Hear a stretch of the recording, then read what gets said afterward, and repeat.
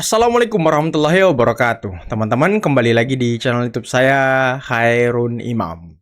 Gimana nih kabar kalian? Semoga kita semua selalu diberi kesehatan, kemudahan, dan juga limpahan rezeki dari Yang Maha Kuasa. Teman-teman, tahu nggak kalian, pasca sidang pra-peradilan Roy Suryo kemarin, ternyata ada pendukung Roy Suryo dari kalangan emak-emak ngamuk-ngamuk di depan ruang sidang sambil teriak-teriak. Kira-kira orang ini kenapa ya? Dan apakah akhirnya dia diusir oleh petugas? Nanti kita simak videonya. Karena selain itu, kita juga akan melihat bagaimana debat panas terjadi antara Bung Ade Darmawan, Sekjen Pradi Bersatu, melawan kuasa hukum dari Roy Suryo, yang dimana mereka ini menyalahgunakan pra-peradilan dan berusaha untuk menunda-nunda persidangan pokok perkara. Nah, terakhir ada juga nih debat panas yang terjadi antara Bung Yakub Hasibuan dengan Refli Harun, pengacara dari Roy Suryo. Sampai-sampai Refli Harun ngomong, capek deh, lo, capek kenapa nih? Nah, sebelum kita mulai, jangan lupa like, subscribe, dan share. Dan tanpa perlu berlama-lama lagi, mari kita mulai videonya berikut ini. Di negara Konoha ini lawan sampai langit akan runtuh. Langit akan runtuh. Pulang bu, pulang. Ayo ke situ. Jangan harap ada keadilan. Ngapa ibu ini? Kok tantrum dia? Mas Roy boleh di tengah. Ya, oke. Sampai aja. Tunggu dulu ya. Ibu maaf, Ibu.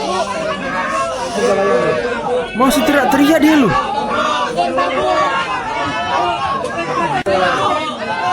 Roy Suryo sampai stres lihatnya loh. Kemenangan di Bang Roy. Ya. Oke, sebentar. Kemenangan di Bang Roy. Orang udah stres kalah pra-peradilan ya kan. Ada pula emak-emak yang teriak-teriak. Emang nggak jelas manusia-manusia ini loh. Kemarin aja waktu sidang pra-peradilan yang pertama, mereka menyanjung-nyanjung hakim ya kan. Mereka mengatakan hakimnya ini sangat luar biasa. Giliran pra-peradilan kedua ditolak, ngamuk-ngamuk, nuduh yang enggak-enggak. Aduh, udahlah. Jawaban saya capek deh. Anda ini gimana ya? Anda pikir enak mengajukan pra-peradilan itu? Berat loh. Mbak, silahkan saja kalau dari tim Mas Roy mau melakukan pra-peradilan lagi. Walaupun putusan pengadilan sudah menyatakan bahwa kalau ini dipisah-pisah, yaitu bentuk nyata upaya menunda-nunda dan mengganggu proses pemeriksaan pokok perkara. Dan itu penyalahgunaan pra-peradilan. Itu bukan kata saya, Mbak. Ya. Itu kata pertimbangan hakim di putusan pengadilan.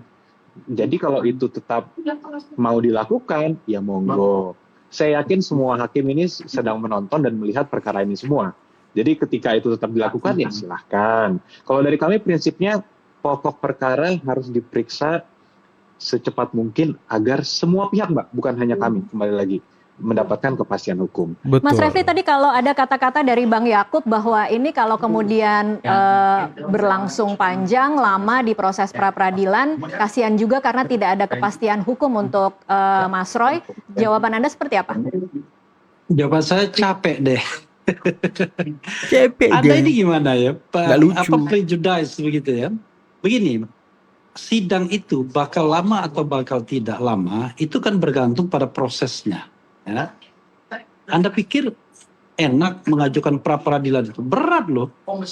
Itu kita sidang tiap hari, menyampaikan replik itu 2 jam waktunya cuma. Bikin permohonan sebelumnya, bikin kesimpulan. Itu kerja lawyer yang nggak ringan itu. Apalagi kita kan semua bekerja pro bono kan.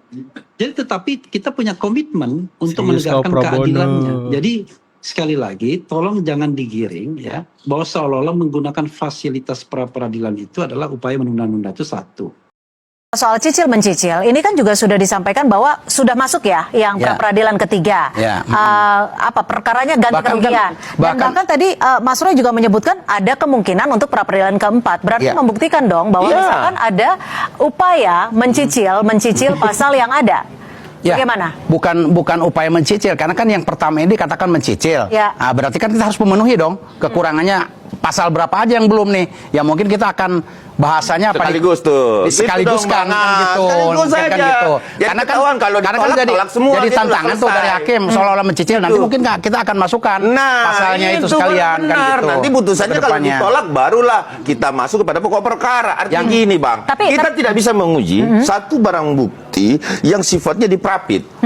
Lebih baik idealnya kemudian sesuai dengan KUHP yang baru semangatnya yaitu kepastian hukum, Ya. maka kita harus menguji di pengadilan yang sesungguhnya. Kenapa? Range waktunya panjang. Itu yang Ya. pertama. Yang kedua, lebih komprehensif di situ, Mbak Cynthia. Jadi kita tidak bermain-main, tidak mempermainkan. Karena gini, mempermainkan hukum KUHP yang baru dengan ada celah, itu adalah pelanggaran Jadi KUHP itu maksud sendiri Anda ini kok. Mas Roy dan kuasa hukum mempermainkan hukum? Bermain-main. Kalau menurut Enggak, menurut salah. saya, Kalau ini menurut saya. enggak. Oke. Anda Kita- tidak bisa Anda bilang sepakat, salah, itu Anda menurut sepakat saya. tidak memainkan Bukan pendapat Anda. Anda Tidak berpendapat bisa aja. dikatakan bermain-main. Iya, Ini Anda serius kita berpendapat permasalahan. saja, berpendapat Cuma saja. masalahnya kita masukkan Gimana dulu sih? pasal Kalau Anda 32 ayat bilang salah, 1, udah diputusin pasal kok. 35 Ya bener Undang-Undang aja UTE lah. tidak Udah, masuk Bang. karena Apa- ijazahnya Pak Jokowi Abang itu nggak usah- analog. nggak usah salah-salah, Nggak nggak bisa. segala Makanya macam. kita Nggak ngerti kita Anda. tanyakan terkait dengan Anda Undang-Undang nggak ITE ini. ngerti. Oke. Kita masuk Gitu loh. di sini gitu. Oke, Iya, tapi kan sudah masuk nih pra peradilan ketiga dan mau Pra-peradilan ketiga itu atas pernyataan dari hakim pada saat Bukan memutuskan. pernyataan putusan. Ya, putusan. Bagus, terima kasih.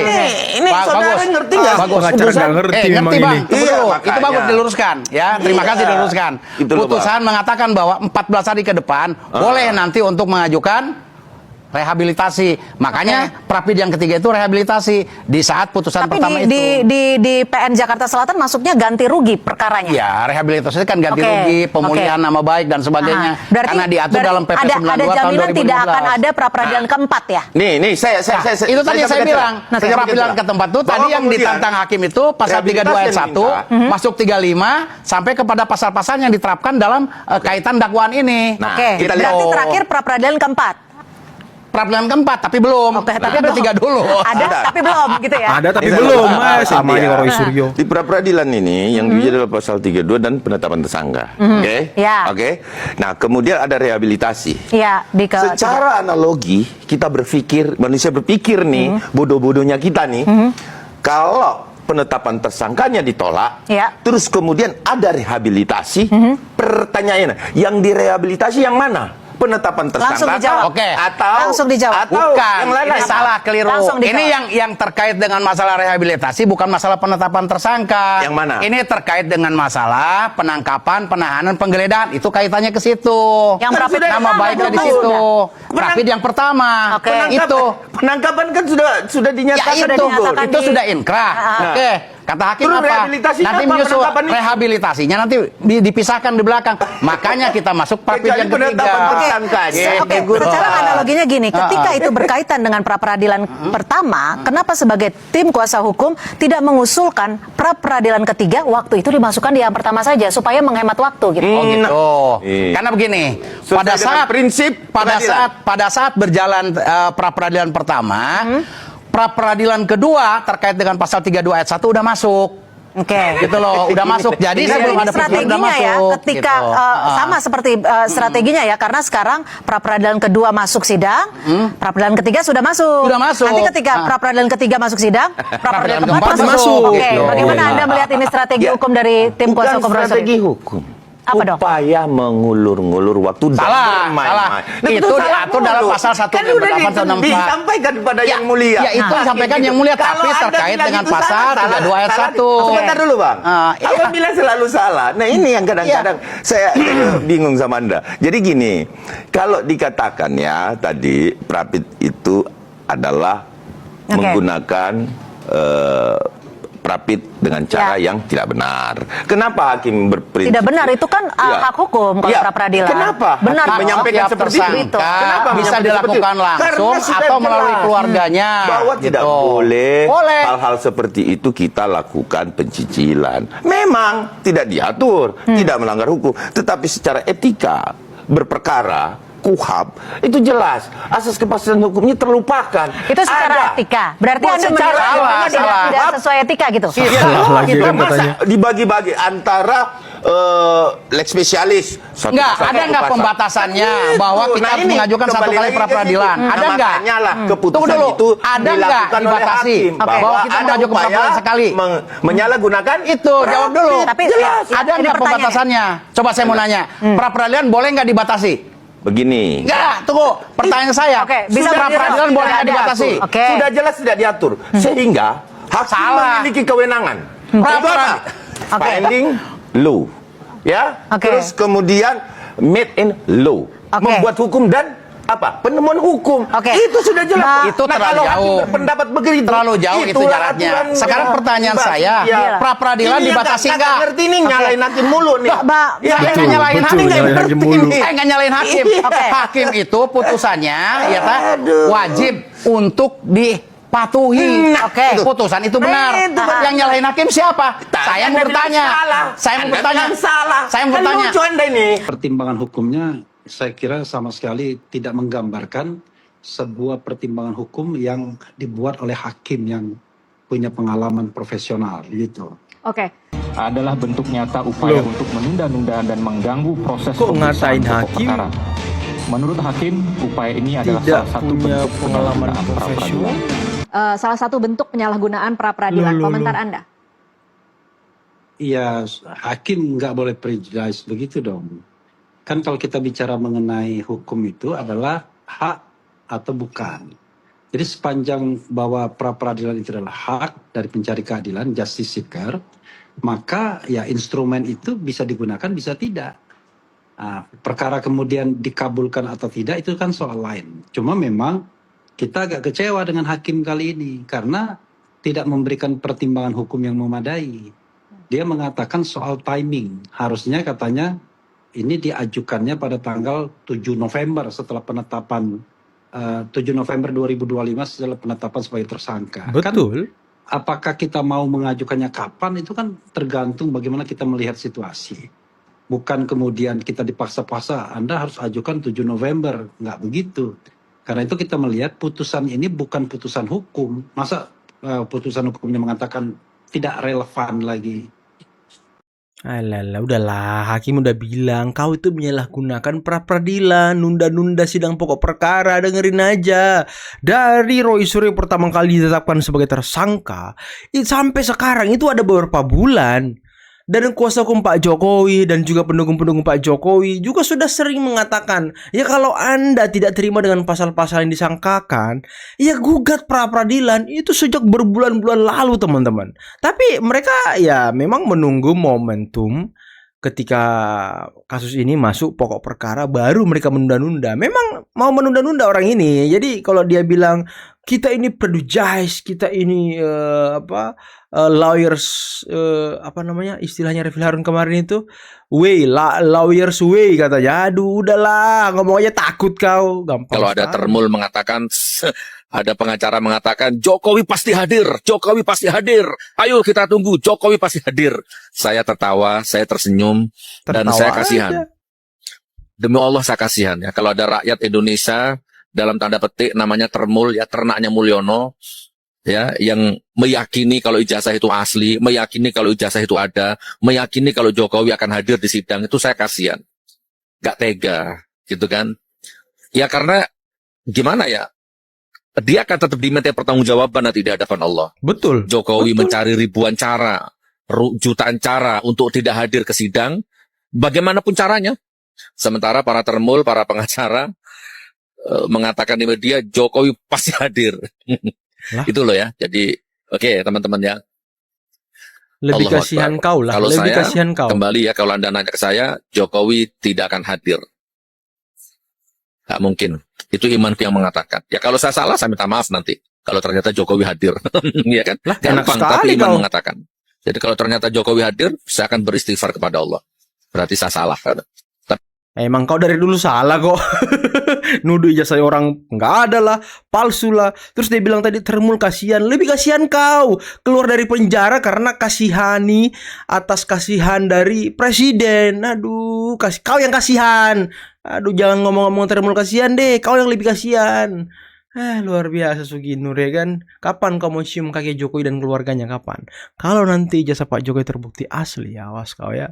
Kau cium kaki Pak Jokowi sama keluarganya, cium sana. Kau basuh kaki Pak Jokowi, kau cuci.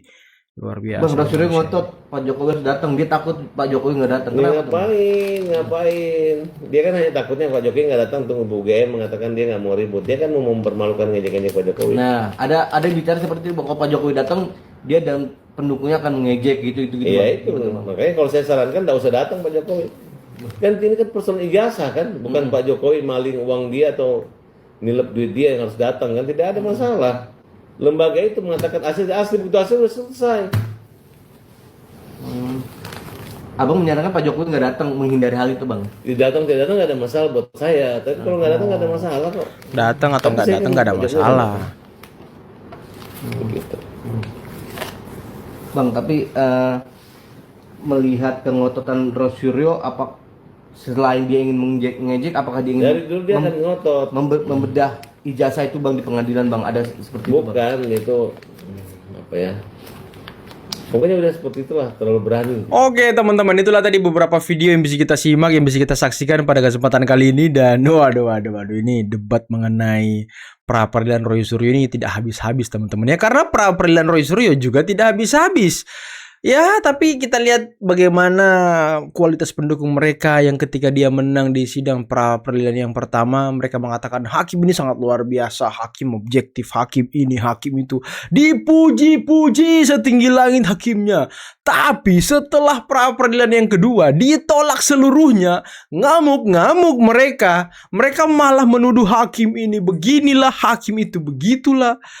Jadi yang menurut kalian benar itu, hakim yang benar itu, ataupun orang yang benar itu adalah orang yang mengabulkan seluruh keinginan kalian. Gitu mau kalian. Aduh. Pak Jokowi aja ya ketika mendengarkan sidang ataupun putusan pra peradilan yang pertama, ya beliau ya itu keputusan hakim, kita harus hargai. Beliau tidak pernah menyalahkan hakim, beliau tidak pernah menghardik hakim, beliau tidak pernah ngata-ngatain hakim, tidak pernah loh. Harusnya sikap yang seperti itu yang harus Anda ikuti. Dan lagi, ketika sidang pra peradilan kedua, Roy Suryo kan konferensi pers. Nanti akan kita masukkan lagi. Ini kan yang ketiga sudah masuk katanya. Kita lihat apakah nanti hakim menolak seluruhnya atau mengabulkan. Kalau menolak seluruhnya berarti ada something. Waduh. Ini aja sudah membangun framing dan narasi yang jelek nih ketika pra peradilannya ditolak. Ini kan bahaya teman-teman. Sudah menggiring opini bahwa memang hakimnya ini nanti kalau tidak menerima permohonan mereka berarti ada sesuatu, berarti diatur-atur, berarti disetir. Nah, ini kan kocak teman-teman. Aduh, udahlah. Memang sulit untuk memuaskan semua orang. Sulit untuk membuat orang lain itu percaya dan yakin bahwa ya hakim ini objektif. Susah teman-teman. Apalagi orang yang berperkara itu seperti Roy Suryo. Sulit. Dan tadi pendukung Roy Suryo kalau dia datang lagi ke pengadilan, ke sidang, mending usir aja. Itu nggak penting ibu-ibu seperti itu tuh. Kerjanya teriak-teriak, bikin ribut, bikin rusuh. Emang si Roy siapa sih? Emang si Roy itu nabi, malaikat? Hah? Kau bela sedemikian rupa luar biasanya dahsyatnya. Emang dia siapa? Emang Roy Suryo ini sudah pasti orang yang benar, ha? Emang dia ini sudah pasti orang yang tidak pernah salah? Aduh, kalian ini mikir dong. Kami ini, saya pribadi ya, kalau memang nanti terbukti jasa Pak Jokowi itu palsu di pengadilan, ya udah, kita sikat Pak Jokowinya. Kenapa Anda selama ini berbohong? Ya bukan berbohong juga sih, tapi kenapa selama ini mengatakan alumni UGM padahal ijazahnya palsu? Itu yang akan kita lakukan. Karena ya kita tidak mau membela orang yang salah. Tapi kalau terbukti ya ijazah Pak Jokowi itu asli, ya udah kalian makin kita sikat. Roy Suryo, Tifa dan kawan-kawannya makin kita sikat. Kayak gitu cara mainnya. Anda ini luar biasa loh. Belum apa-apa sudah mau apa ya? Mau rusuh karena membela Roy Suryo, sudah mau ini karena membela Roy Suryo. Aduh. Dipikirnya Roy Suryo ini nggak bisa salah ya kan. Apalagi dia melakukan penelitian yang abal-abal. Aduh. Ya nggak sih? Abal-abal kan? Ya kan? Karena sudah banyak orang yang mengatakan abal-abal teman-teman. Udah. Mungkin cukup sekian dulu video kali ini. Jangan lupa like, subscribe, dan share videonya. Akhir kata, billahi taufiq wal hidayah. Assalamualaikum warahmatullahi wabarakatuh. Bye.